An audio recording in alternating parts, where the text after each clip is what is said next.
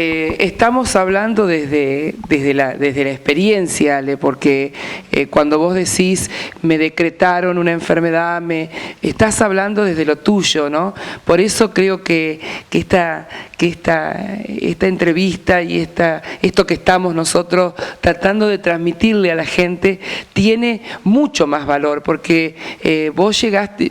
Ya antes incursionabas en todas estas terapias, pero pudiste también, podés vivirlo desde tu experiencia.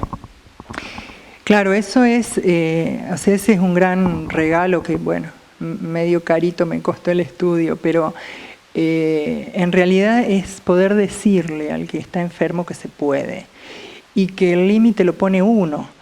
Lo que sí, bueno, no es fácil y hay que hacerse cargo y tomar las riendas, y a veces es mucho más pesado que aceptar el paradigma y decir, bueno, sí, a mí me va a pasar todo esto que dice el libro.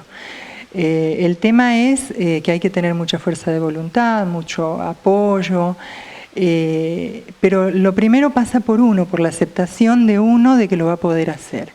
Y bueno, y no soltarse de la mano de Dios, porque creo que es el creador y el que nos está llamando a esto, a corregir nuestros errores como humanos, para poder llegar a través de la puerta del amor a Él, que es eso la vida, ¿no? Y entonces la enfermedad es todo lo que nos está alejando de ahí.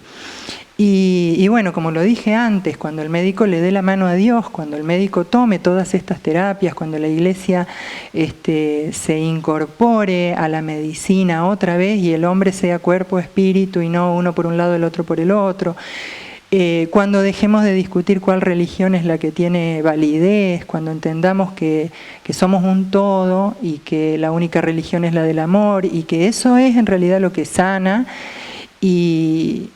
y entendamos que como humanos solamente tenemos técnicas humanas para llegar a eso.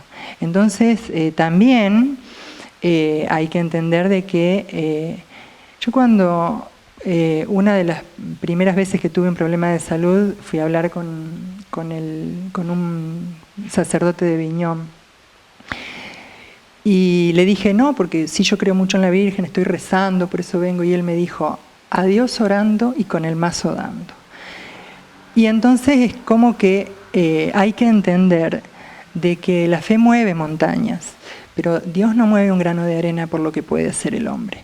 Entonces la tarea de hombre nos toca a nosotros, y la tarea de hombre le toca a los médicos, y a los médicos les toca investigar, a ver cómo hacemos y qué pasa atrás de un milagro. No es nada más decir, no entiendo, no sé, es un milagro, no le pasa a todos. Y a nosotros como pacientes también nos corresponde saber que hay que responsabilizarnos, y mucho, porque si yo necesito para sanarme mucho más de lo que es una pastilla o una aceptar la enfermedad, lo tengo que hacer. Y no es sencillo, te lo puedo asegurar que no es sencillo para nada. Entonces hay gente que dice, bueno, pero si yo no puedo comer lo que quiero, no puedo vivir la vida, y que esto y que lo otro, ¿para qué? No es así, porque en realidad está bien, hay veces en las que uno está en una etapa de crisis aguda, que tenés que cuidarte como todo, pero yo nunca tuve una vida tan plena como tengo ahora.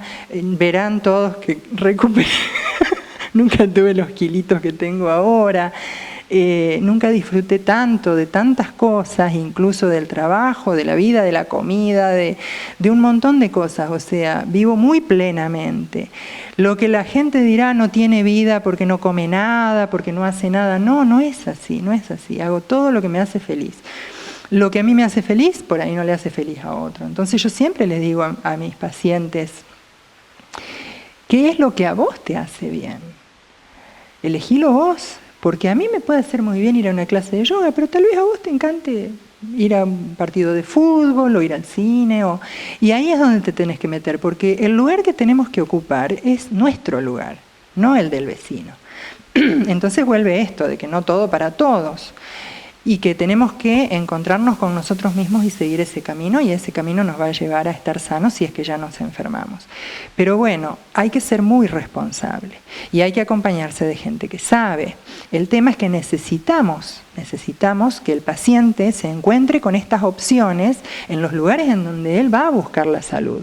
Porque el paciente común que no sabe y llega a un lugar en donde no le ofrecen todas estas cosas, un paciente con lupus que le dicen que la alimentación no tiene nada que ver con el lupus, cuando nosotros sabemos que el paciente de lupus es un autointoxicado, que todavía encima con toda la medicación se lo intoxica más todavía, y que eso provoca que la inmunidad del paciente ataque mucho más.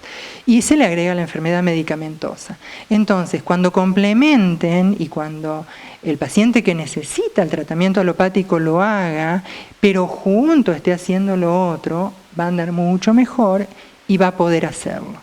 Hay pacientes que se rebelan y dicen, no, yo quiero lo natural, y se van a vivir al medio de la montaña y no hacen nada. Y bueno, tampoco sirve. O sea, el que acompaña y el que sabe y el preparado tiene que estar. Y hay muchísima gente preparada para acompañar desde lo alternativo. El tema es que, bueno, no todos lo pueden encontrar. Yo, en realidad, sí soy una bendecida del cielo por haber encontrado todo esto, incluso desde antes. Pero hay gente que no llega.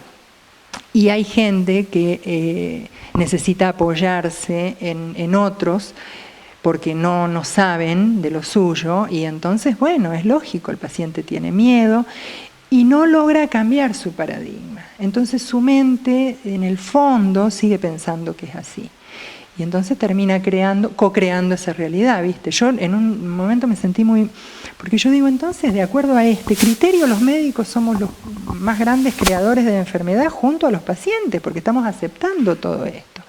Y bueno, el tema es que tenemos que irnos a la salud porque estamos ahí, a un pasito. Yo creo que ya la evolución está. Igual va a ser un camino largo que sube y no se pierde. Y bueno, y lo bueno es que somos muchos y hay mucha gente que con buena onda lo hace y mucha gente responsable. Pero bueno, yo por ahí quiero dejar en claro, para cerrar, estas dos cosas. Primero, que hay que complementar con el médico para que nos acompañe. Y que el médico tiene que no decir no sé o qué sé yo, sino tiene que informarse. Y se informa en el lugar en donde se aprende esto. O sea, si yo soy médico y quiero saber sobre Reiki, tengo que ir a hablar con un maestro de Reiki, no tengo que ir a hablar con otro médico. Y si soy médico y quiero saber de Ayurveda, de homeopatía, igual, tengo que ir a hablar a donde se sepa eso. Ahí tengo que ir a investigar. Porque el paciente necesita que lo siga acompañando y que le dé todas las herramientas necesarias, y estoy obligado como médico a hacerlo, desde mi conciencia.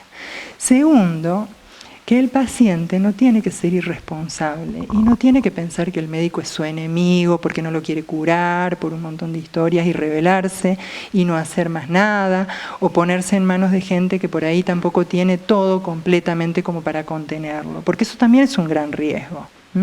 Entonces, bueno, amiguémonos, busquemos a dónde tenemos que buscar, porque si no hacemos como el borracho que busca la llave abajo el farol, no la vamos a encontrar nunca. El tema es cambiar el paradigma, es buscar el por qué pasan las cosas. Hay un videíto lindo en YouTube que habla es de física cuántica y se llama la teoría de la doble hendidura. Y ahí explica de los electrones y es largo de explicar. Yo los invito a que lo vean, no es tan largo, igual en otro micro lo podemos hablar, en donde uno queda sorprendido porque cortito, cuando vos observás, los electrones no se comportan igual que cuando vos no los estás observando. Entonces, bueno, los científicos se preguntan qué pasa. Y eso es física cuántica, y eso explica muchos fenómenos por los cuales estamos hablando de que la mente crea. Crea, del verbo crear, no del verbo creer. Pero crea del verbo crear a través de lo que crea del verbo creer.